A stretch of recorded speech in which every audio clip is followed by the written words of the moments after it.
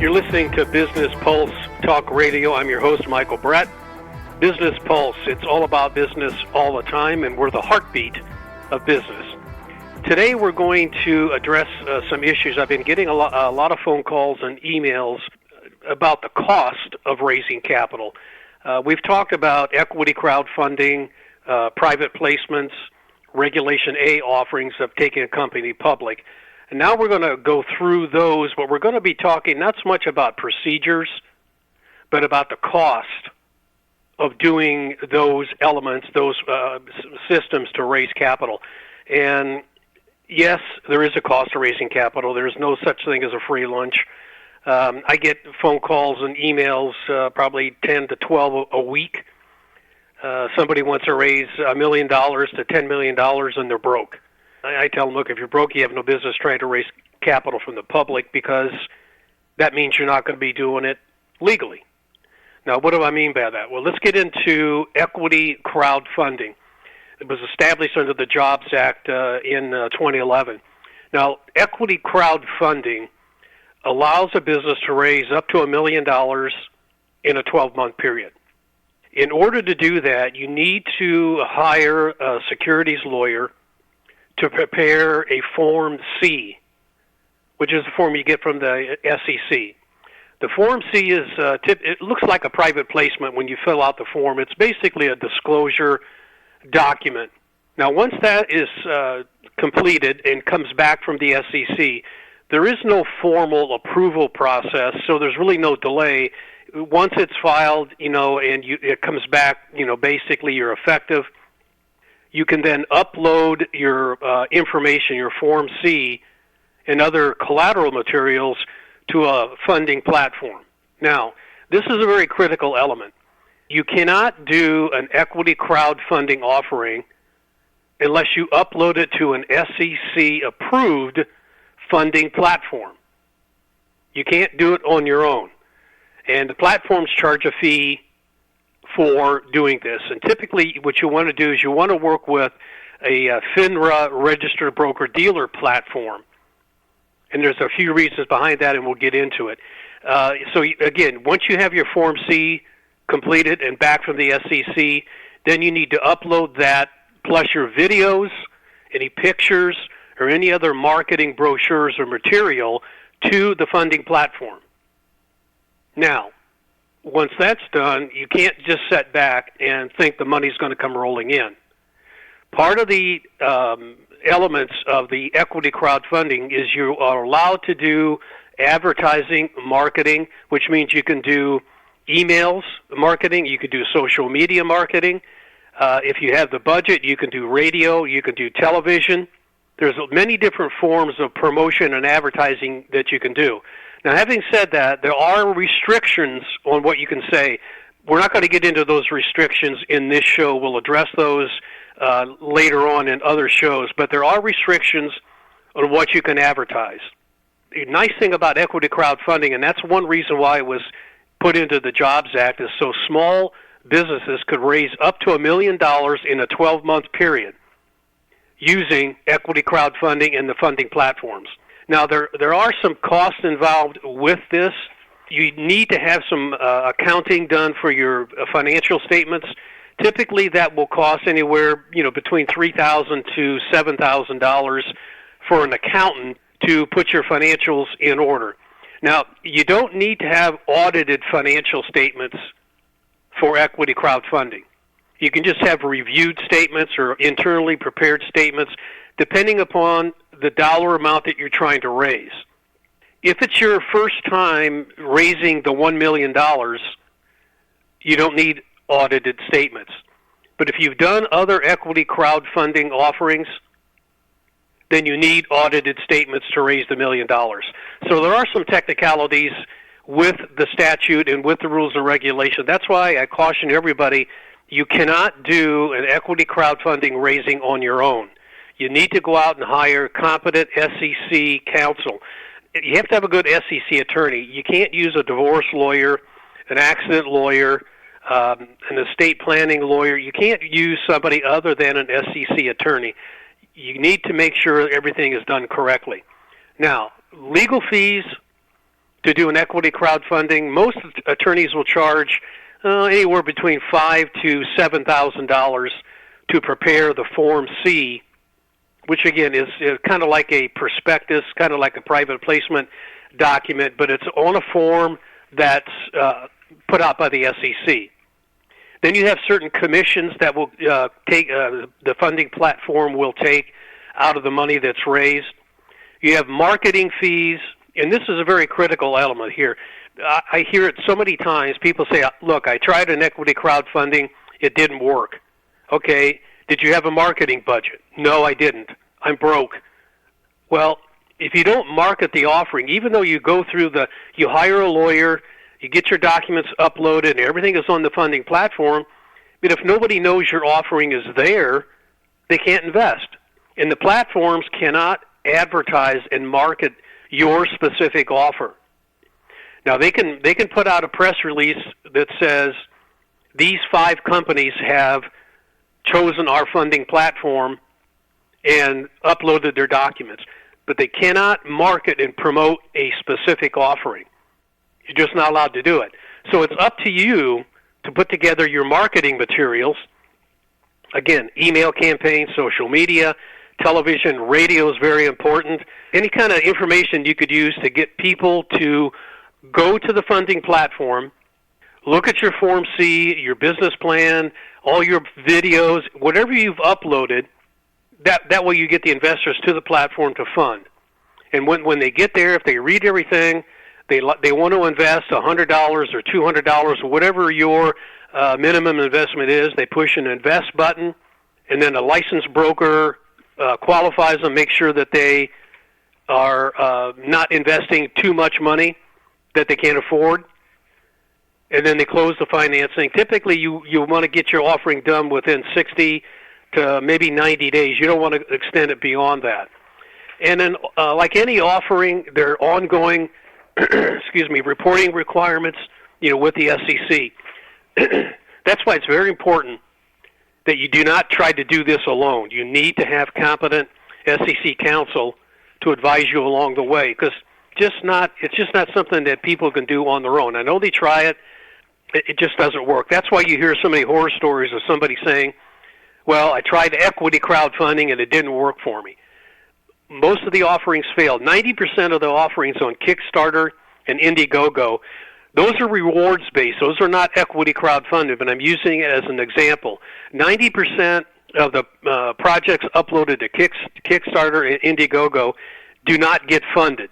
No matter what you've heard, well, somebody raised $10 million, that's the exception. 90% don't get funded because the company didn't have a marketing budget. Now, we talked about equity crowdfunding. With a marketing budget, you're going to need at least $50,000 as a marketing budget for that.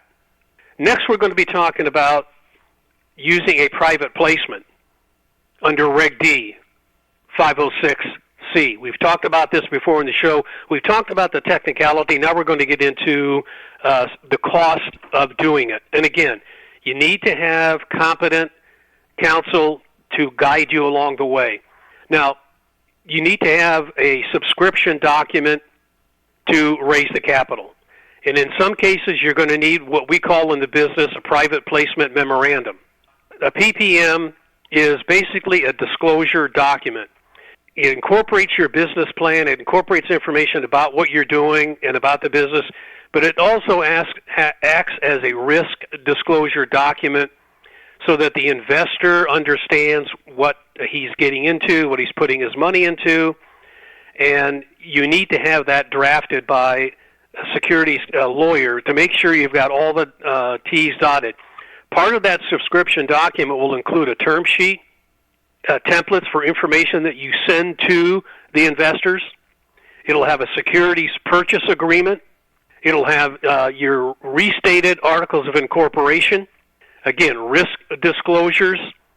You'll need a consent of your board of directors.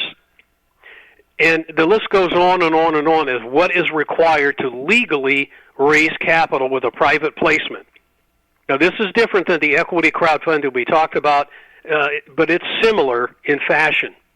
Under equity crowdfunding, you can take investment capital from accredited and non-accredited.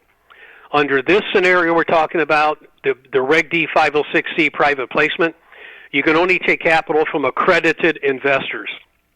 And again, that's why it's very important that you work with a broker-dealer platform to upload all your documents to, and let the broker-dealer qualify the investors to make sure they are accredited, because it's very complicated. In the old days, before the Jobs Act was passed, all you had to do was get an investor to sign a questionnaire saying, yes, I'm accredited. You can't do that anymore. If you're going to use this exemption from registration, this 506C, you need to get tax returns, you need to get brokerage statements, bank statements, a letter from the investor's attorney, CPA. There's several steps that have to be taken in order to qualify. You don't have the time as the issuer. You're running your company. You're trying to get this private placement closed out and raise capital. You don't have time to do it correctly and vet these investors. That's why you work with a licensed broker-dealer. That's their responsibility. Now, as far as the cost, legal fees to put together the subscription document, most SEC attorneys will probably charge in the area of $15,000 to $25,000 to put together the subscription document. If you decide you want a PPM, and I always tell clients, get a PPM. Not only does it inform the investor, but it also covers you, the issuer, because now you're making full disclosure of what's going on. So later on, the investor can't come back to you and say, wait a minute, I didn't know this was risky. I didn't know I could lose all my money. They go on and on and on. They make all these excuses up. So a PPM will probably cost in the area of $10,000 to $15,000 to have an attorney put one together. Now, again, having said that, you're not required under the 506C to have one, but if you're going to use a broker-dealer, investment bank, a placement agent, they're going to require that you have a PPM. The compliance department just won't allow them to raise capital without a PPM. They need that coverage. You're listening to Business Pulse Talk Radio. I'm your host, Michael Brette. Business Pulse is all about business all the time. Today's topic is we're talking about the cost of raising capital. I know there's a lot of people out there don't want to hear it. They read stories or they see things online where somebody raised money and didn't cost them a dime. Again, that's an exception. I've been in this business 25 years. I've never seen it happen. Most entrepreneurs do not have access to investors unless it's a friends and family, mom and dad, brother, sister, uncle, something like that. And that typically they can raise $100,000 to maybe $200,000. That's about it. And then they tap out that friends and family. There's only two legal methods of raising capital. You either have to have a full-blown registration with the SEC, which is very complicated, costly, and time-consuming. Or you can do one of the exemptions from registration, which is like we talked about, the equity crowdfunding, and then you can do the 506C private placement. Those elements right there, and we're going to get into Reg A Plus also, but there is no shortcut of documentation and costs and legal fees and expenses and marketing to raise capital. Again, I hear this all the time in emails and phone calls. We're trying to raise $1 million or $10 million, but we're broke. Can you raise the money for us and we'll pay you out of the proceeds? No. It's illegal. Nobody can work that way, except a licensed broker-dealer can, but they don't. Even the broker-dealers charge engagement fees and expenses. So today's show, we're going to cover the cost of raising capital. You need to figure that into your budget. And we're talking about the different methods of raising capital also. First, we talked about equity crowdfunding under the Jobs Act. Legal expenses are typically about $5,000 to $7,000, depending upon what attorney you hired to do it, to fill out Form C. Marketing expenses are going to run you around $50,000 to do the marketing, to direct people to the funding platform. Same thing with the Regulation D506C. The legal fees are going to be $15,000 for a subscription document, $10,000 to $15,000 for the PPM, another $50,000 or so on top of that for marketing to direct investors to a funding platform. Now, under the 506C private placement, you do not necessarily have to use a broker-dealer platform. But I always recommend it because I tell clients you need to go where the money is. And the money is with the broker-dealer network, investment banking, family offices, private capital firms. Very few individual, so-called high-net-worth individuals or investors actually have enough money to fund projects. Maybe they can put 10, 15, 20,000 into a deal, but if you're trying to raise $2 million or $3 million, you're never going to raise it in that way in a reasonable amount of time. So I always recommend to clients it's worth the extra money to spend if you can get a broker-dealer to take you on. A lot of them have requirements, that they won't take on just anybody, and there's a due diligence process you have to go through. But to me, it's always worth it. In the end, to raise capital using a broker-dealer network. And we have several broker-dealers that we work with. We have a syndicate of broker-dealers.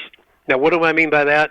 Typically, you'll have a lead broker-dealer, and then they'll bring on additional broker-dealer investment banks to syndicate the offering out to their clients, and then they all split up commissions and fees in that regard. Okay, we talked about the private placement. Now, we're going to get into the other element that was passed in the Jobs Act, Regulation A+. I know I'm giving out a lot of alphabet soup here with all these code sections and everything, but they're really important that you understand. And I have white papers on all the information we're talking about today. So if you email me after the show, Mike Brette at gmail.com, that's Mike Brette, Brette, at gmail.com, I can send you this information that we're talking about, the cost of raising capital. Now, Regulation A+ was put into the Jobs Act to allow companies to raise up to $50 million in a 12-month period. That's 50, $50 million in a 12-month period. There are certain steps that have to be done, and again, you really need to have a securities lawyer prepare the Form 1A. Form 1A is a form you get from the SEC. Again, it's like a prospectus, private placement memorandum, but it's on a form that's required by the SEC. It has to be filled out with all the information about your business, about the officers, directors, etc., terms and conditions. Now, again, there is no formal approval process with the SEC. It just basically becomes effective when you get notice from the SEC that it's effective. Then you can start raising capital. You also need to have 2 years of audited financial statements. 2 years of audited financial statements. Even if your business doesn't have a lot of operating history, you still need to have a CPA firm do your audits and make that part of the offering document. You need a transfer agent. The Reg A Plus requires that you keep track of information, issuing certificates, stock certificates to people, keeping a list of all the investors. Again, you don't want to be bothered with that. You want to have a transfer agent. Transfer agents typically will charge $300 to $500 a month, maybe $5,000 a year to keep track of everything. And they help communicate with investors to make sure stock certificates go out in a timely fashion. They give reports to you so that you have records and everything. So again, that's an expense.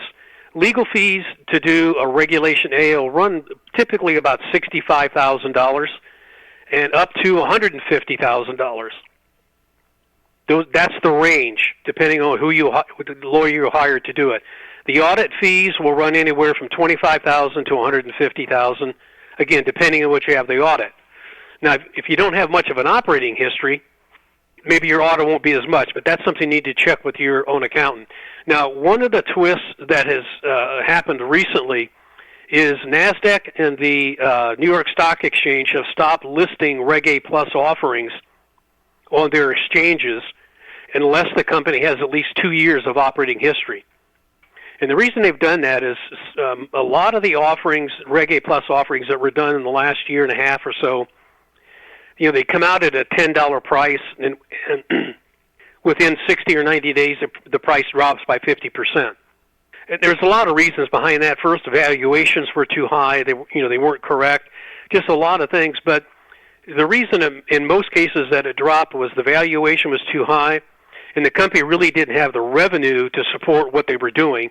And then investors found out or discovered that, hey, this stock price of $10, it should be $2.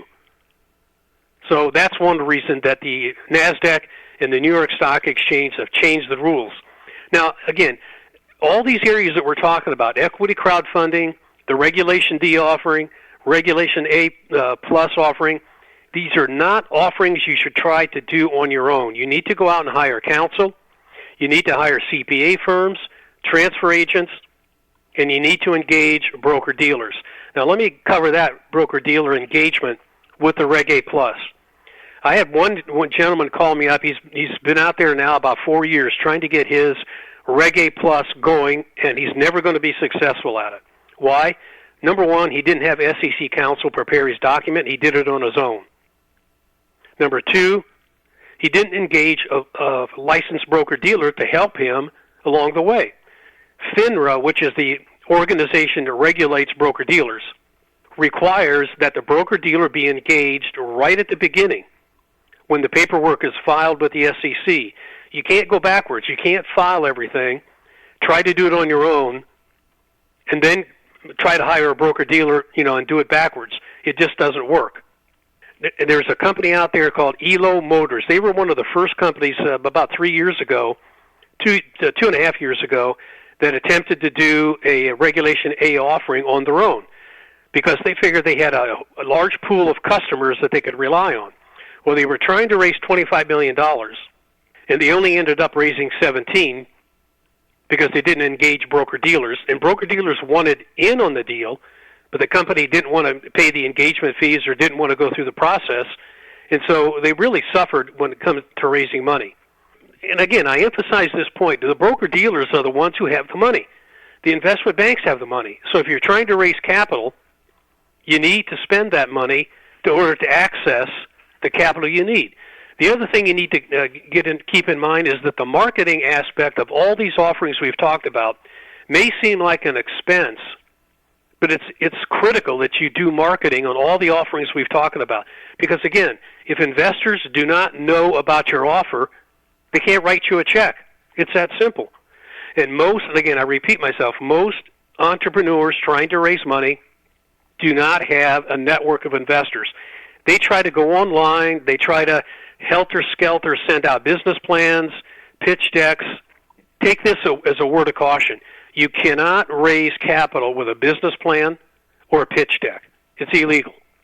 In order to raise money and take a check from an investor, you have to either have a registration on file with the SEC or under one of the exemptions, equity crowdfunding, 506C, Reg D, or Reg A+. You can't go out, and I get business plans sent to me all day long, wanting me to raise money. You can't do it. I know some people have done it, they've gotten away with it, but like I always say, robbing a bank and getting away with it doesn't make it legal. So you need to follow the rules. The reason they have state and federal security laws is for a reason. And those need to be followed, or you're going to run into very serious issues with the SEC. In some cases, they can force you to rescind the offering. What's that mean? And California is notorious for that. Rescission means that they can have you refund the money to all your investors. Even if only one investor complains, and you've taken investment capital from 50, they make you refund all the money to all 50. Now, in most cases, you're not going to have the money, so that's going to be a problem. You've been listening to Business Pulse Talk Radio. I'm your host, Michael Brette. Business Pulse is the heartbeat of business. We're about business all the time. Today's topic has been the cost of raising capital. Now, again, I have white papers on all the topics we talked about, equity crowdfunding, 506C private placements, and Reg A Plus offerings. I have information on the procedures for all of these offerings. I have information on the cost factors such as legal fees, audit fees, and marketing fees. Incorporating radio is very critical into all these offerings. You can only do so much with social media and email marketing. You've got to get out with road shows, face-to-face meetings, and radio is very critical to promoting these offerings. We're going to be back on the air next Tuesday, 10 o'clock Pacific time. We got some exciting guests. They're going to be with us. We're going to be talking more and more about how to successfully raise capital, how to get your business to the next level of success, and what that means to you. Thank you for tuning in to Business Pulse Radio. I'm your host, Michael Brette. We'll see you on the radio next week. Thank you.